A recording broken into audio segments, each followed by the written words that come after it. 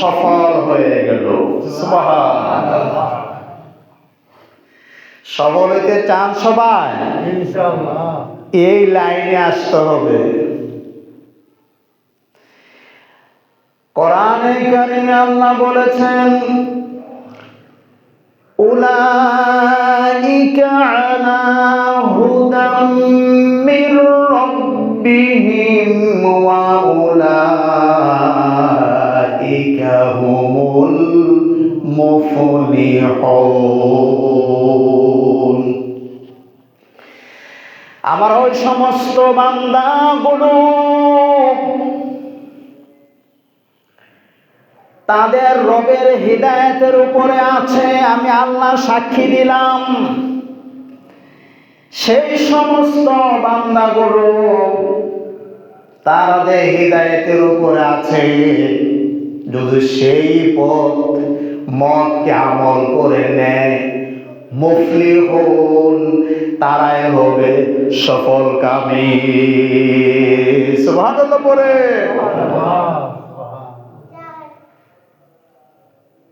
আমরা তো মনে করি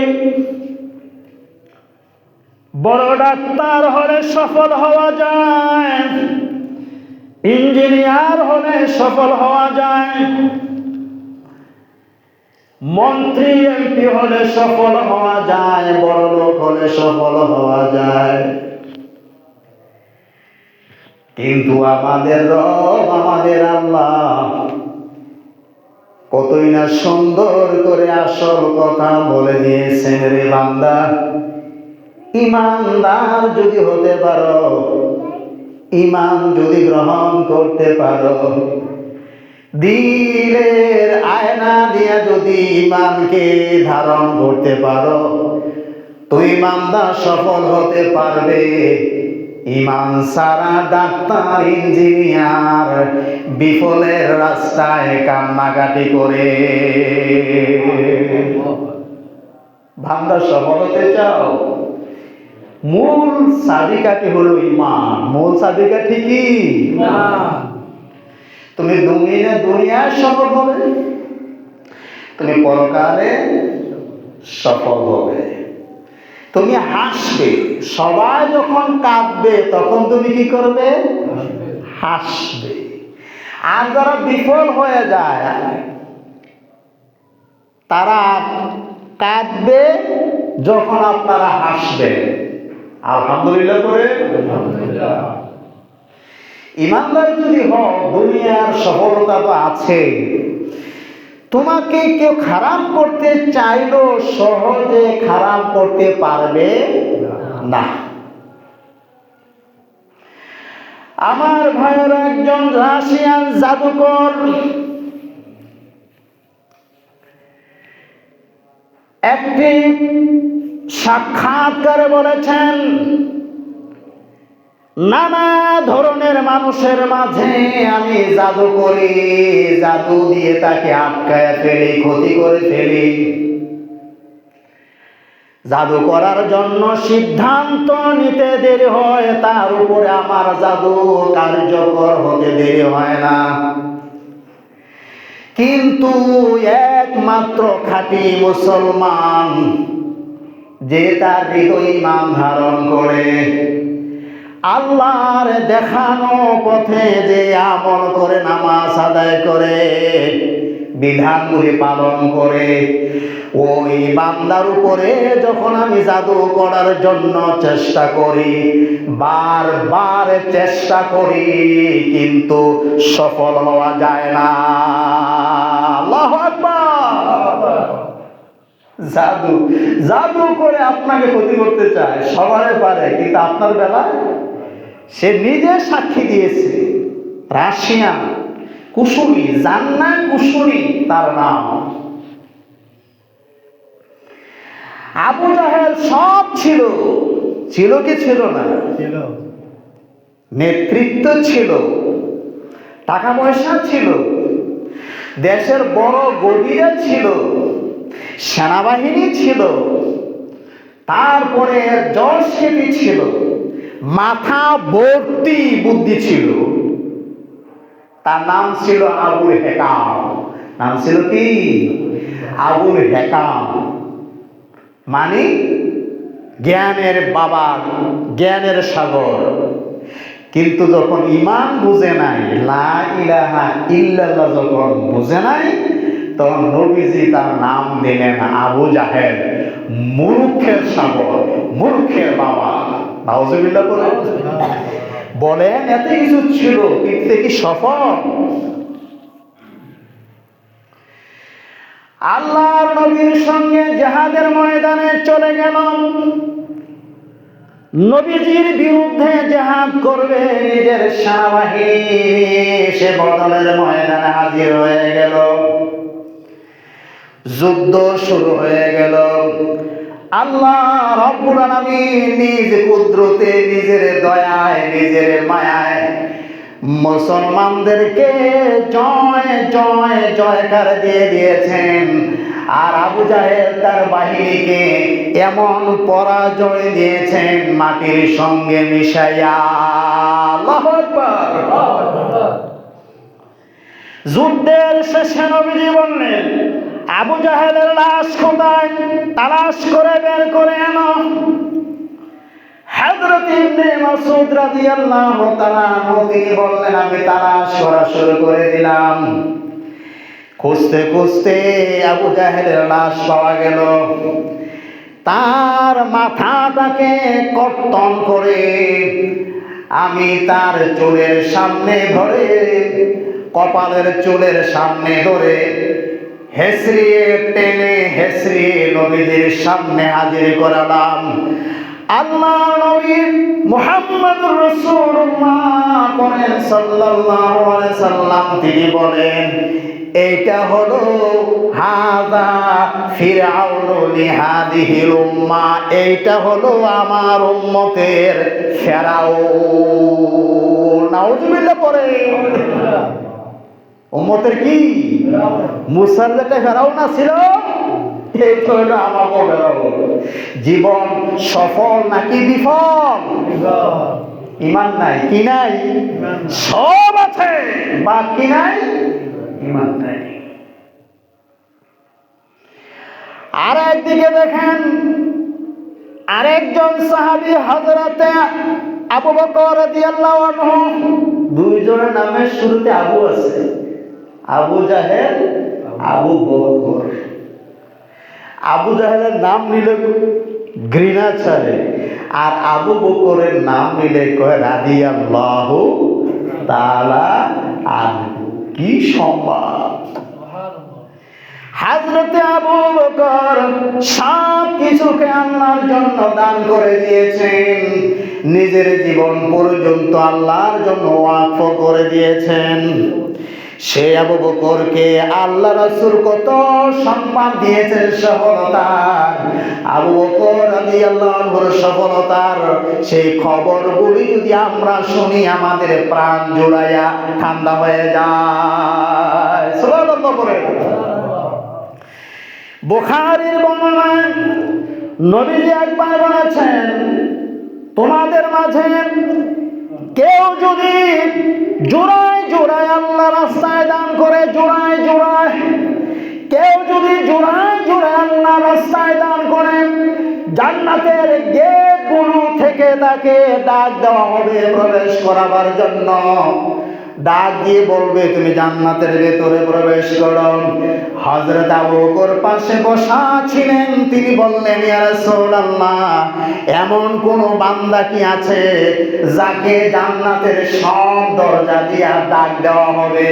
আল্লাহর নবী বললেন, নাম, হ্যাঁ, একজন আছে।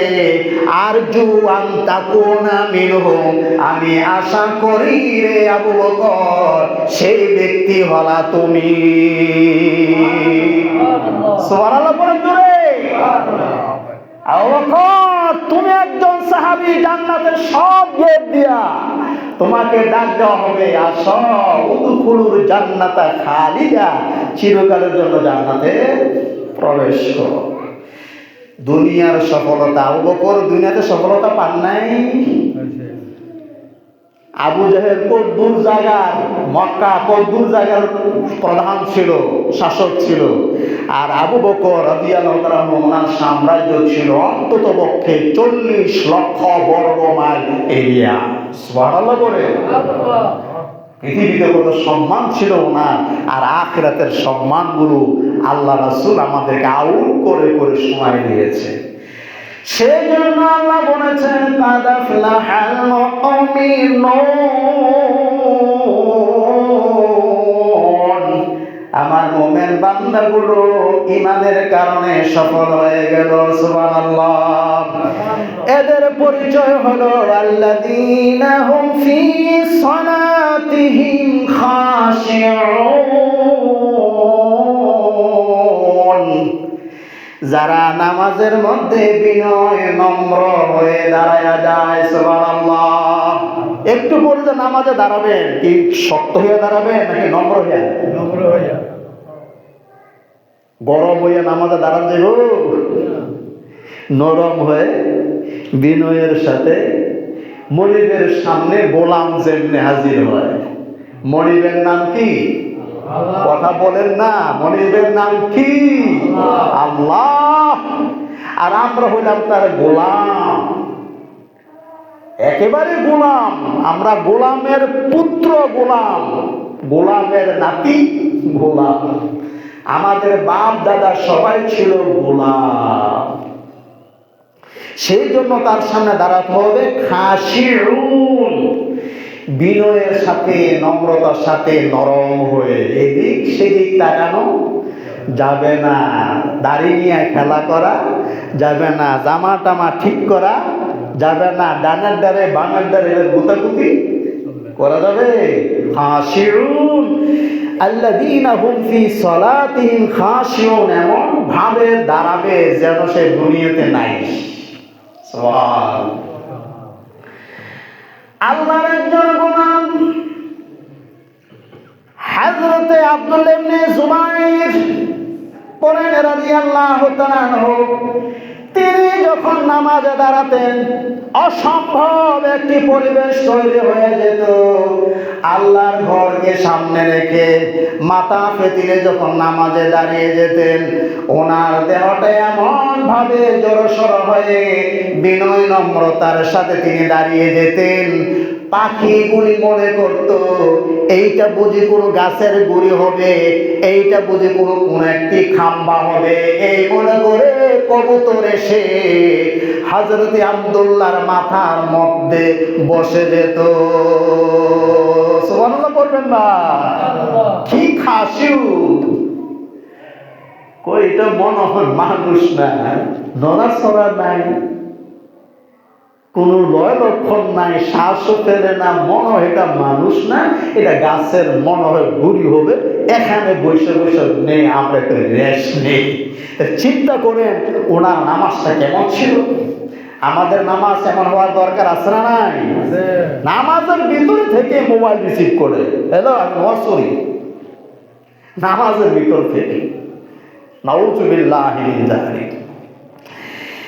এরপর আল্লাহ বলেছেন ওয়াল্লাযীনা হুম আনিল লাগবি মুরিদুন, ওরাই সফল হয়ে গেল যারা বেহুদা কাজ করে না, বেহুদা কাজের ধারেও যায় না, অনর্থক কোনো কাজ তারা করে না, অনর্থক কোনো কাজ করবে না। এর মানে হচ্ছে তারা তাদের জীবনটাকে তারা প্রতিটি মিনিটকে কার পথে খরচ করে? আল্লাহর পথে। খেলাধুলায় নাই, গপ গুজারিতে নাই, আড্ডাতে নাই, গালাগালিতে নাই, গীবত শেকায়েতের ভেতরে নাই, ফাহেসা কাজে নাই, সিনেমাতে নাই, যাত্রা প্যান্ডেলে নাই, বায়োস্কোপে নাই। তারা সেই বড় রকমের অশ্লীল নাচ গানের কোন আয়োজনের ভেতরে তারা নাই।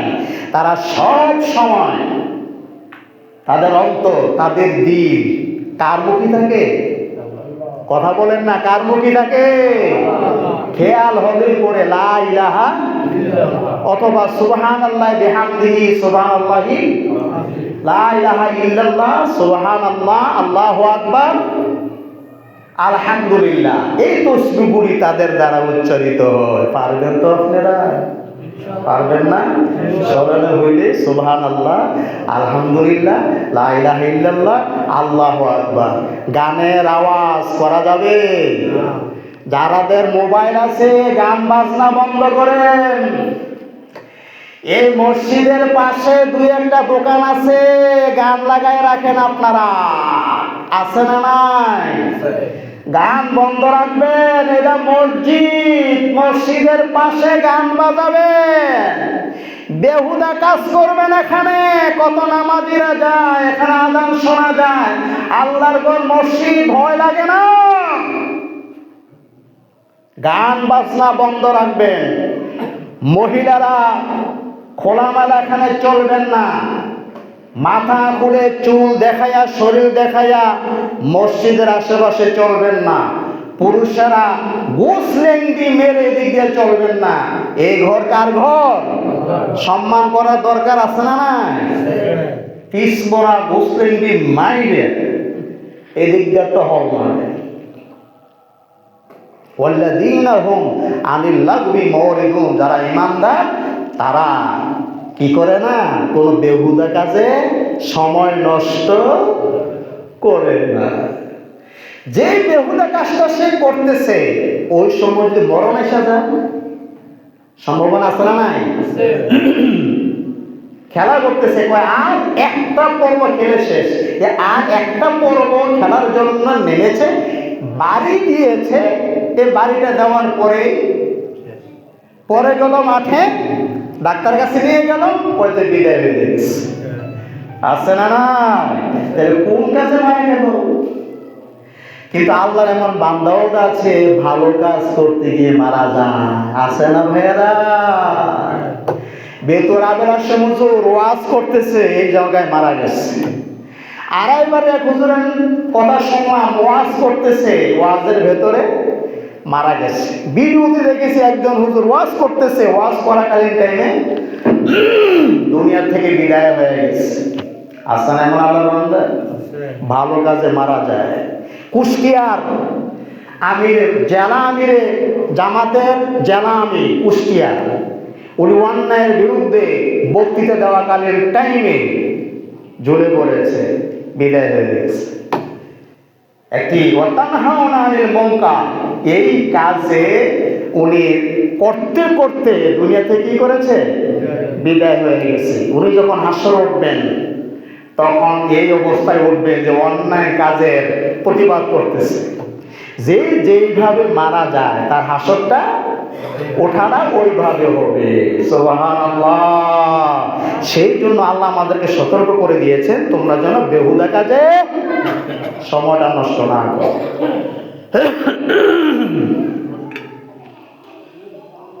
ওয়াল্লাযীনা হুম লিযাকাতি ফাইলুন, ওই সমস্ত মুমিন সফল হয়ে যাবে যারা নিয়মিত যাকাত আদায় করে দেয়। দলিল আমাদের দেশে আছে না নাই? আছে। ওয়াল্লাযীনা হুম লিফুরুজিহিম হাফিজুন, ওই সমস্ত মুমিন সফল হয়ে গেল যেই সমস্ত মুমিনরা তাদের শরম অঙ্গের হেফাজত করে। কোন অঙ্গের কথা বলেন না? কোন অঙ্গের? শরম অঙ্গের, লজ্জাস্থানের হেফাজত যারা করে, স্ত্রী ছাড়া লজ্জাস্থান দিয়ে কোন পাপের কাজে জড়িত হয় না। আল্লাহ তাআলা বলেছেন, আমাদের রব বলেছেন, আমাদের মালিক বলেছেন, আমাদের রহমান বলেছেন, এই বান্দা কি হয়ে যাবে? সফল হয়ে যাবে, সফল। একজন সুন্দরী নারী আয়নার সামনে দাঁড়ায়, কয় আমার যেই চেহারা, বিশ্ব সুন্দরী আমি, আমার চেহারা দেখে এমন কোন পুরুষ নাই যে পাগল হবে না। নাউজুবিল্লাহ বলেন একবার, আর একবার বলেন। এমন পুরুষ নাই যেই দেহে পাগল হতে বাধ্য। পাশের থেকে একজন বলে, কই একজন আছে তোমারে দেখলো সে পাগল হবে না। কয়জন আছে? কথা বলেন না, কয়জন? কয়েকজন আছে। তোমার মতন এরকম 12টা দেখলো উনি পাগল। জিজ্ঞেস করলো উনি কে? ওনার নাম হচ্ছে উবাইদ বিন উমাইর রাদিয়াল্লাহু তাআলা আনহু। তিনি কাবাগরের হেরেমে থাকেন আর মানুষকে দ্বীনের তালিম দেন, ওয়াজ নসিহত শোনান। ওনার ঈমান এতই উজ্জ্বল, তোমার মতো বিশ্ব সুন্দরীও ওনার দৃষ্টি আকর্ষণ করতে পারবেন না। সুবহানাল্লাহ বলে। সেই মহিলা হেরেমে চলে গেল, আমি টেস্ট করলাম, কয় হুজুর আপনার সাথে আমার একটু কথা আছে। তো বলো। কয় যে একটু ওই যে সাইডে আড়ালে গেলে, পার্সোনাল কথা। কি কথা? নাম দিছে কি? পার্সোনাল আলাপ সালাপ, এই একটু আড়ালে। তো হুজুর আড়ালে গেছেন, যাওয়ার পরে সেই মহিলার চেহারা থেকে কাপড়টা উঠায় ফেলেছে চেহারা দেখাবার জন্য। মহিলা যখন চেহারা থেকে কাপড়টা উঠায় দিল, হযরতে উবাইদ বিন উমাইর রাদিয়াল্লাহু তাআলা আনহু নিজের দৃষ্টিকে অন্যদিকে ঘুরায় ফেলেছেন। আর 2 মিনিটে কয়েকটা ওয়াজ সেই মহিলাকে শোনায় দিলেন। হযরত উমাইরকে তো আকর্ষণ করা গেলই না, বরং ওনার 2 মিনিটের ওয়াজে মহিলা হেদায়েত হয়ে আল্লাহওয়ালা হয়ে গিয়েছে। আল্লাহু আকবার বলবেন না? হযরতে উবাইদ চিন্তা করেছেন এইটা তো হলো বেহুদা কাজ, এর অশ্লীল কাজ। আল্লাহ রাব্বুল আলামিন আমাদের উপরে হারাম করে দিয়েছেন। সে যে ফাঁদ তৈরি করেছিল, ফাঁদের উল্টাইয়া এটারে রাবিয়া মানে এই মহিলাকে আল্লাহ তাআলা ওলি বানায় দিয়েছেন যে ওয়াজ করে অনুসরণ করো। সেই মহিলা ঘরে আসলো আর আগে সব আকাম বাদ দিয়া সে ইবাদত বন্দেগী শুরু করে দিয়েছে।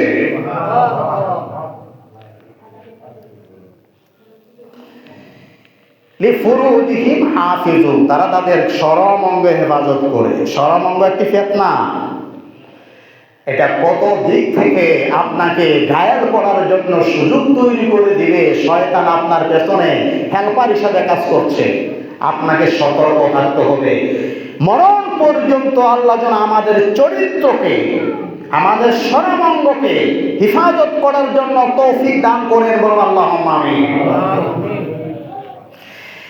এরপর আল্লাহ বলেছেন ওয়াল্লাযীনা হুম লিআমানাতিহিম ওয়া আহদিহিম রাউন।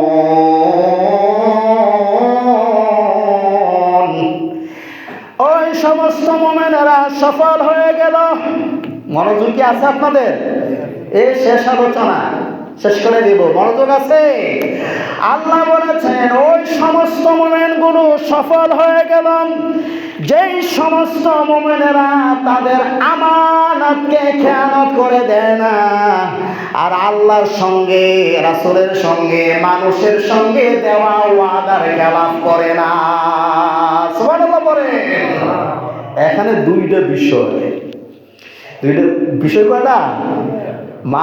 দুইটা। একটা হলো আমানাতিহিম, আমানত, আমানতের খেয়ানত। তারা খেয়ানত বুঝেন তো? আপনার কাছে 1 লক্ষ টাকা একজন আমানত রেখেছে অথবা বাকি হাওলা দিয়েছে, আপনি বললেন কোনো দামি টাকা নেই নাই, আসেনি এমন জাদু? অস্বীকার করে, এটা খেয়ানত।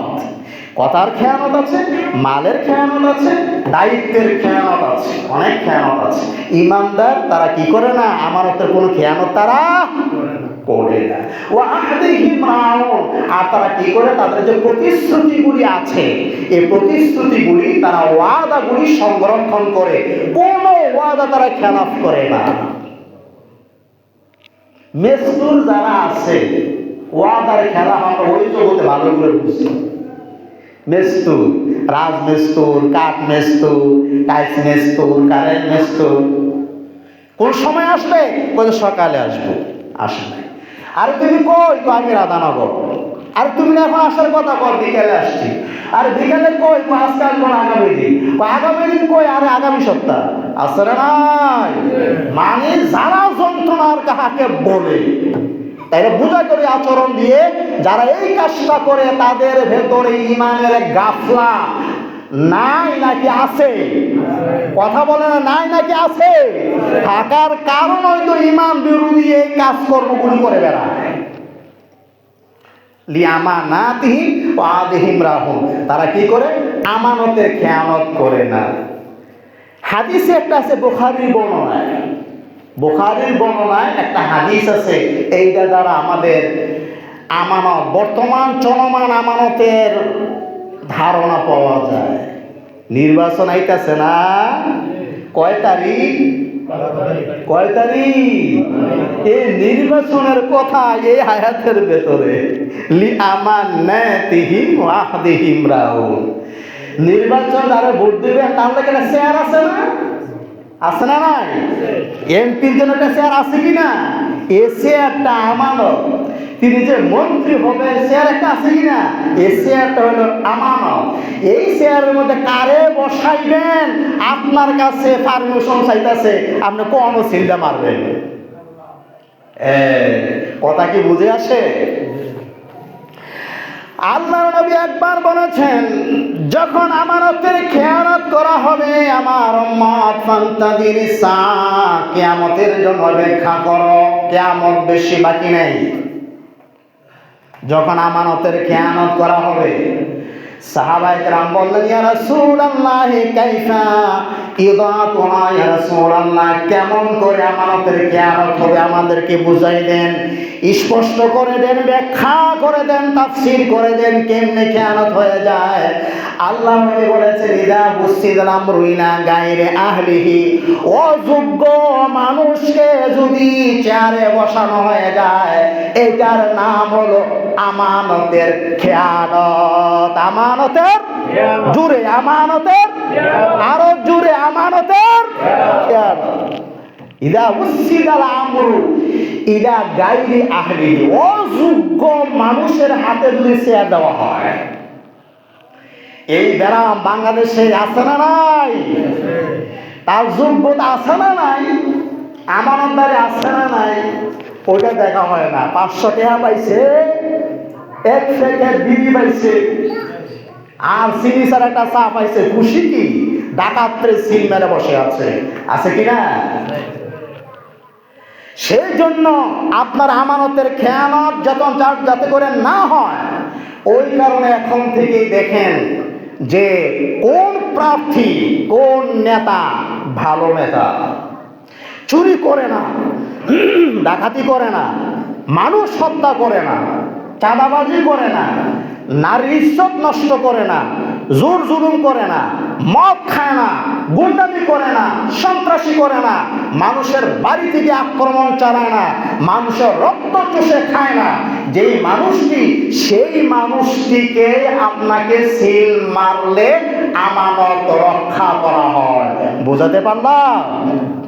5 ওয়াক্ত নামাজ আদায় করে, রমজান মাসে রোজা রাখে, হজ করে, যাকাত দেয়, মিথ্যা কথা বলে না, সুদ খায় না, ঘুষ খায় না, মস্তানি করে না, চাঁদাবাজি করে না, মানুষের হক নষ্ট করে না, জোর জুলুম করে না, মানুষকে ফিতনার ভিতরে নিক্ষেপ করে না, মানুষের সমস্যার সময়, বিপদের সময় কাছে এসে দাঁড়ায়, আর মানুষকে কোরআন পড়তে বলে, হাদিস পড়তে বলে, নামাজ পড়তে বলে, ভালো মানুষ হওয়ার জন্য বলে, তার সঙ্গে যেই সকল মানুষগুলি চলে, প্রত্যেকটি যুবক নামাজি, দিনদার, আল্লাহওয়ালা, সেই মানুষগুলোকে যদি সিল মারেন, এটা হয়ে যাবে আমানতের রক্ষা, হয়ে যাবে আল্লাহর রহমত। কার রহমত হবে? আরো জোরে বলে, কার রহমত? আল্লাহর রহমত হয়ে যাবে। ভালো একজন নেতা যদি পান, এটা যে দিলের ভেতরে, আপনি যে বলছেন বিচারা পাওয়া যাবে না, আমি বলছি ভালো একজন নেতা যদি আপনি পান, দিলের ভিতরে যে কি প্রশান্তি, এটা তখন বুঝবেন যখন আপনি সেই নেতৃত্বের অধীনে থাকবেন। ওই সময় আপনি যখন এটাকে বুঝবেন। যদি মনে করেন যে আমার সামনে যে প্রার্থীগুলি আছে এগুলি একটা আমার পছন্দ হয় না, এমন যদি হয় যে একটাও পছন্দ হয় না, সবগুলি সন্ত্রাস মস্তান, এমন যদি হয়, তাইলে দেখেন এই সন্ত্রাস মস্তানগুলির ভেতরে তুলনামূলকভাবে কোনটার ভিতরে দোষ কিছুটা কম আছে। কথা কি বুঝাতে পারলাম? এই সমস্যা আমাদের দেবীর দ্বারে নাই। দেখেন কোনটার ভিতরে দোষ সমস্যা কিছুটা কম আছে, তাহলে জঘন্যটা ছেড়ে দিয়ে কম দামের। কথাকে বুঝাতে পারলাম? জঘন্য যেটা যেটা ক্যান্সার, এটা ছেড়ে দিয়া আপনার জ্বর, যে সর্দি জ্বর হয়েছে ওইটা নেন, জঘন্যটা ছেড়ে দেন। এটা হলো তখন আমানতের খেয়ানত হবে না।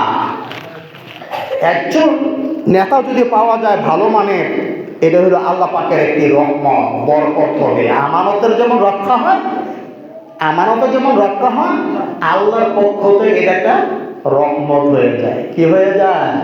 কথা বলেন না, কি হয়ে যায়? এটা আল্লাহর রহমত, ভালো নেতার নেতৃত্বে চলতে পারা। কাবাগরের পাশে আমাদের একজন হাজী বসা মসজিদে হারামে। মাগরিবের পরে একজন তুরস্কের শেখ এসে বসেছে, মুনাজাত ধরে মাগরিবের পরে থেকে শুরু করে আসার আজান আগ পর্যন্ত শুধু মুনাজাতে করলো, আর ঘন ঘন বলতেছে আলহামদুলিল্লাহ, আর বলতেছে আল্লাহ এরদোয়ানের উপরে তুমি রহমত করো। তুরস্কের প্রেসিডেন্টের নাম কি? এরদোয়ান না? আল্লাহ এরদোয়ানের উপরে তুমি রহমত করো। তা আমাদের হাজী মুনাজাতটা শেষ হওয়ার পরে জিজ্ঞেস করলো, শায়েখ আপনি ঘন ঘন খালি এরদোয়ানের জন্য দোয়া করলেন, আপনাদের প্রেসিডেন্টের জন্য এত বেশি দোয়া কোনো প্রেসিডেন্টের জন্য করা হয়েছে আমার জানা নেই, কারণ এত দোয়া করলেন কেন? সে শায়েখ চোখের পানি আবার ফালাইল, চিৎকার দিয়ে বলতেছে, শোনান, এরদোয়ানের জন্য আমরা এই জন্য বেশি বেশি দোয়া করি, তার কারণ হল এরদোয়ান ক্ষমতায় আসার আগে যখন স্বৈরাচার ক্ষমতার মধ্যে ছিল, আমরা তখন জিম্মি হয়ে গিয়েছিলাম, কাফেরের মতো আমরা আমাদের জীবনটা চালাতাম, আজান দিতে পারি নাই, নামাজ আদায় করতে পারি নাই, কোরআন তেলাওয়াত করতে পারি নাই, ঘরে যায় নামাজ রাখতে পারি নাই, আলিফ বাতা আমরা পড়তে পারি নাই, এমনকি বিয়ে শাদীর ক্ষেত্রে ইসলামী রীতি অনুসরণ করতে পারি নাই, সন্তান যখন ভূমিষ্ঠ হতো আরবিতে নাম রাখতে পারতাম না, এমনকি স্বৈরাচারের আমলে আমরা হজ আল্লাহর ঘরের সামনে আসার সুযোগ আমাদের ছিল না। নাউজুবিল্লাহ পড়ে। আমরা পুরোপুরি কাফের জীবনের ভেতরে ছিলাম, ইসলাম আমাদের কাছ থেকে জিম্মি করে রাখা হয়েছিল। আল্লাহ রহমতে এরদোয়ান যখন ক্ষমতায় এসেছে, আমাদের সব বাধা পার হয়ে গেল, উত্তীর্ণ হয়ে গেল, ইসলামী জীবন আমরা ফিরে পেয়েছি, আজান দিতে পারি, নামাজ পড়তে পারি, কোরআন তেলাওয়াত করতে পারি, এমনকি আমরা ইসলামী নাম রাখতে পারি, আমাদের মেয়েরা পর্দা করতে পারে, হিজাব দিতে পারে, এমনকি আল্লাহর ঘরে আসার রাস্তা আমাদের জন্য উন্মুক্ত হয়ে গিয়েছে। সেই কারণে আল্লাহর ঘরকে আমরা সামনে রেখে দোয়া করি, আল্লাহ এরদোয়ানের উপরে তুমি বেশি বেশি করে রহমত নাজিল করো, কারণ হলো তোমার পক্ষ থেকে এরদোয়ান আমাদের জন্য বড় রহমত হয়ে গেছে। সুবহানাল্লাহ পড়েন, আলহামদুলিল্লাহ পড়েন, আল্লাহু আকবার। কথাকে বোঝাতে পারলাম? আমানতের খেয়ানত যদি করে নেতার নামে আসে গজব, আর আমানতের সুরক্ষা যদি করতে পারেন তখন নেতা না, নেতার আকৃতিতে আসবে আল্লাহর রহমত। সুবহানাল্লাহ। আরেকটি আছে হাই এবং না ভোট, দুইটা ভোট দিবেন আপনারা, দুইটা ব্যালট আসলে হা নায়ের ক্ষেত্রে আপনি হায়ের মধ্যে মেরে দিবেন, এটাই করলাম। সুন্নাহ যারা পড়েন নাই করে নেন।